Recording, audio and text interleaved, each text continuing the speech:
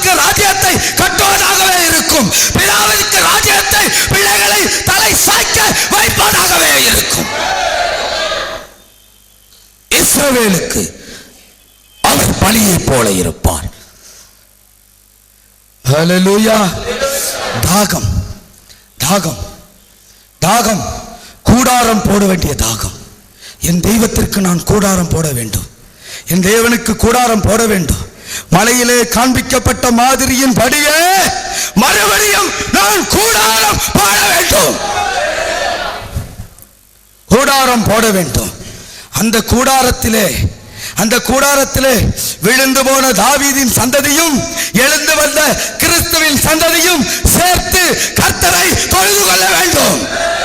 விழுந்து போன தாவீதின் சந்ததியாக இஸ்ரவேலும், எழுந்து வந்த சத்திய சந்ததியாக இதுவும், இரண்டும் சேர்த்து எருசலேமின் மலையிலே அவரை தொழுது கொள்ள வேண்டும். உலகத்தில் சகல மலைகளையும் என் தேவனுக்கு நான் தொழுது கொள்ளுகிற கூடாரத்தை போட்டே ஆக வேண்டும். அவர் இஸ்ரவேலுக்கு பணியை போல இருப்பார். போட்டே ஆக வேண்டும், போட்டே ஆக வேண்டும். தொழுது கொள்ளுகிற கூடாரத்தை போட்டே ஆக வேண்டும். அரண்மனையை அல்ல, அரண்மனையை அல்ல, அரண்மனையை அல்ல, தொழுது கொள்ளுகிற கூடாரம், தாவீதின் கூடாரம். கர்த்தர் சொல்லுகிறார், விழுந்து போன தாவீதின் கூடாரத்தை நான் மறுபடியும் கட்டுவேன், நான் மறுபடியும் கட்டுவேன், நான் மறுபடியும் கட்டுவேன். நானும் நீயும் அவரோடு மறுபடியும் கட்டுவோம். என்ன ஆசையப்பா அது? ஏன் இந்த மண்கள் மீது இஸ்ரவேல் அபிஷேகம் பலியாக இறங்கினால் தனக்கு வீடு கட்ட ஆசை வராது, அவருக்கு வீடு கட்ட ஆசை வரும். அல்லேலூயா, அல்லேலூயா. தன்னை புகழ வேண்டும் என்று ஆசை வராது. என் தேவ ஜனமெல்லாம் என் தேவனை உயர்த்த வேண்டும், என் பிதாவை உயர்த்த வேண்டும், என் ஆவியானவரை கனப்படுத்த வேண்டும் என்ற எண்ணமே அவனுடைய உச்ச முதல் தலை கால் வரை ஓடும். இதுவே இஸ்ரவேலின் பணி. ஆமென், ஆமென். இஸ்ரவேல் மேல் பனி பெய்தால் இஸ்ரவேலின் பணியை உள்வாங்கின மண் தேவனுக்காக கூடாரம் போடுவதை அது விரும்பும், கூடாரம் கட்டுவதை அது விரும்பும். தேவனுக்கென்று கூடாரம் அமைக்க வேண்டும் என்று அது வாஞ்சை கொள்ளும்.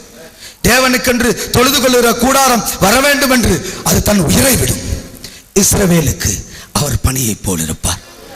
எனக்கு அருமையான தேவனுடைய ஜனமே, இதோ நான் கேட்கிறேன், ஏன் ஏன் இன்னும் இஸ்ரவேலுக்கு பணியை போல என் தேவன் இருக்கிறார், என் மேல் அபிஷேகம் கொடுத்திருக்கிறார் என்று சொன்ன அநேகர் தேவனுடைய கூடாரத்தை கட்டாமல் தன்னுடைய கூடாரங்களை ஐஸ்வர்யத்தினால் நிரப்ப ஆசை கொண்டது என்ன?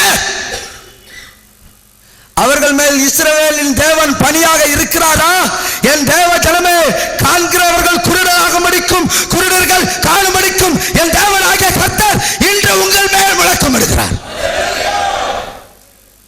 கண்களை திறந்து பார். இஸ்ரவேலுக்கு பணியாய் இருக்கிறவர் என்ன செய்கிறார் என்று, அபிஷேகம் பெற்றவன் எப்படி எழுந்திருப்பார் என்று பார். அவன் தேவனுடைய கூடாரத்தை கட்டுகிறவனாக இருப்பான். அல்லேலூயா.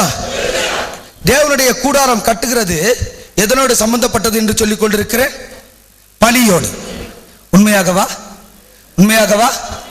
பணி. இஸ்ரவேல் பணியை போல் இருக்கிறவர் ஒரு மனிதன் மீது, ஒரு மண் மீது வந்தால் அவன் யாருக்கு கூடாரம் கட்டுவானா? அப்ப கூடாரம் கட்டுகிற தாகம் பணியினால் உண்டாகிறது தானே? அப்படிதானே? இல்லையா? இஸ்ரவேலுக்கு பணியா இருந்தால் தேவனுக்கு கூடாரம் கட்டுகிற தாகத்தை உண்டு பண்ணினது இஸ்ரவேலின் பணி. அப்படிதானே? ஆகாய் புத்தகத்துல எடுக்க வேணாம், நீங்க பாத்தீங்கன்னா தேவனுக்கு கூடாரம் கட்டாம அவனுக்கு மச்சு பாவிக்கிறான், அவனுக்கு கட்டிக்கிறான். அதனாலதான் கர்த்தர் விஷப்பணியினால் தண்டிக்கிறார். அல்லேலூயா. புரியுதா? வேதம் அவர் மாறாதவர். அல்லேலூயா. எதை எடுக்கிறாயோ அதிலே சாவாய். அல்லேலூயா.